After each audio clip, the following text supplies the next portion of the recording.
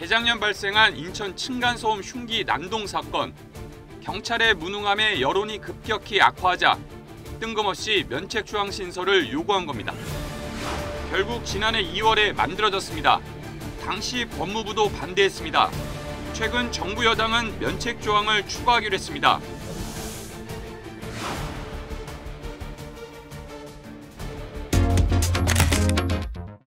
정부 여당이 추진하는 경찰의 면책조항은 이미 존재합니다.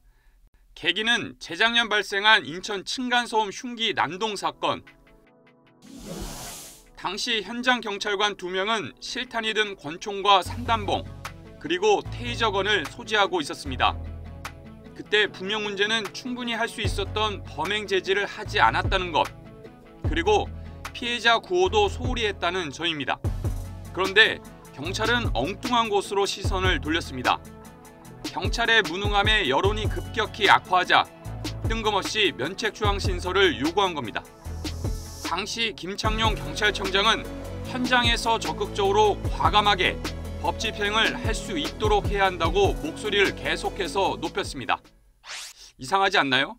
할 수 있었던 조치를 안 해 어이없는 희생이 발생했는데도 경찰은 대응 과정에서의 위축이 부실 대응의 원인 가운데 하나라며 민형사상 면책조항 신설 카드를 꺼내든 겁니다. 이때 개정된 경찰관 직무집행법 11조 5를 살펴보면 범죄 예방 그리고 진압하다가 발생한 타인의 피해와 관련해 불가피한 직무수행, 경찰관의 고의 또는 중과실이 없는 경우 이 2가지 조건이 갖춰지면 형사 책임을 감경하거나 면제할 수 있게 했습니다. 경찰이 대응 부실이라는 비판의 화살을 딴데로 돌린 결과물입니다.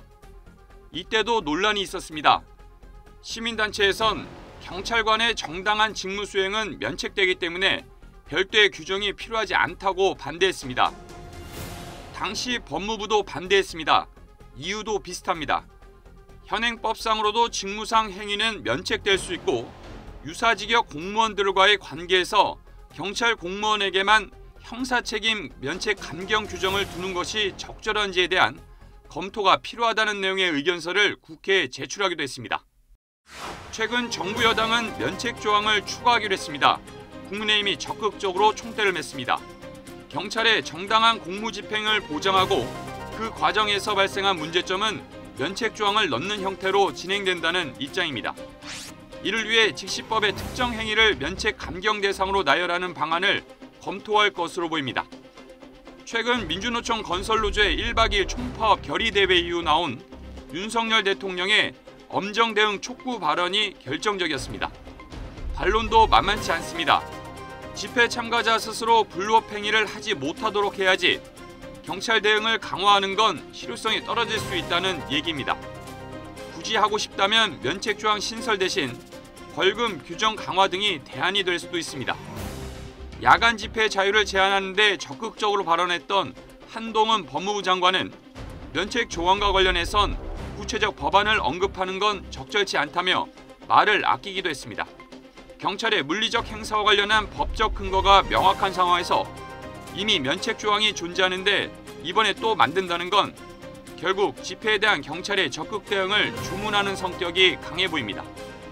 정부 여당 그리고 경찰 입장에선 시민 불편이나 노조에 대한 불신 등을 감안하면 여론도 그다지 나쁘지 않다고 판단했을 수 있습니다.